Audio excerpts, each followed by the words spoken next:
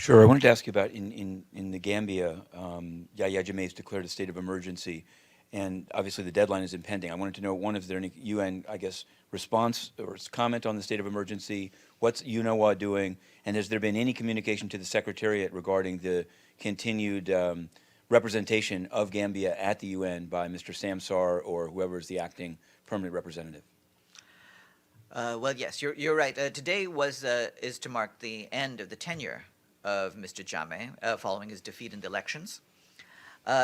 President Jammeh continues to reject all efforts from the Economic Community of West African States, the African Union, and the United Nations to ensure a peaceful transfer of power to President-elect Adama Barrow. As you know, we've repeatedly asked for that. The regional body, ECOWAS, has reiterated its determination to take all necessary measures to ensure the transfer of power to President-elect Barrow.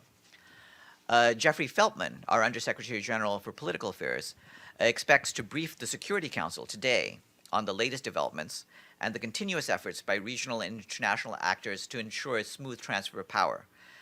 As you're aware, the UN supports regional efforts aimed at resolving the crisis. And what about the representation here? What would be the effect of the calendar turning to the 19th on Gambia's representation at the UN, the individual who would represent the country? As far as I'm aware, right now the representation remains unchanged, but as you know, there are committees on credentials that that can deal with the matter as if they so choose. Yes. Sure. I guess a follow-up on the, the Nikki Haley confirmation hearing. I just wanted to ask you very specifically. She mentioned in her opening statement and in response to a question that the UN should not be paying peacekeeping countries that are trying to make money off peacekeeping if their peacekeepers engage in abuse. So I wanted to ask you, you say you're trying to explain how the UN works.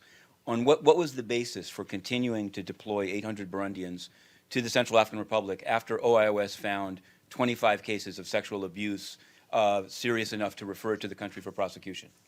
We engage in dialogue with all of the various troop contributing countries to see, first of all, whether we can rely upon their troops. In this case, the decisions on Burundi are being made on a case-by-case basis. They decided that for now, the needs on the ground in the Central African Republic are such that we can continue to use them, but we do monitor them, and they are being checked for their appropriate behavior.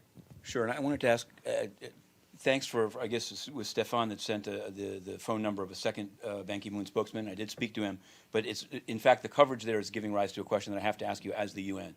There's a story in today's Korea Times, the title of which is,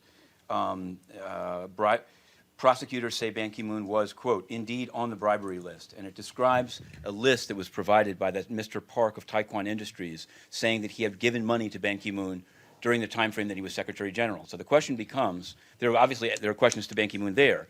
The question becomes, and maybe you'll know or you can find out, when did South Korean prosecutors, because this article says that what would have held them up was immunity, that as Secretary General, they would be unclear whether they could even question him or look into this matter. Was the UN contacted by the prosecutors about this Park list? And if so, what did they do?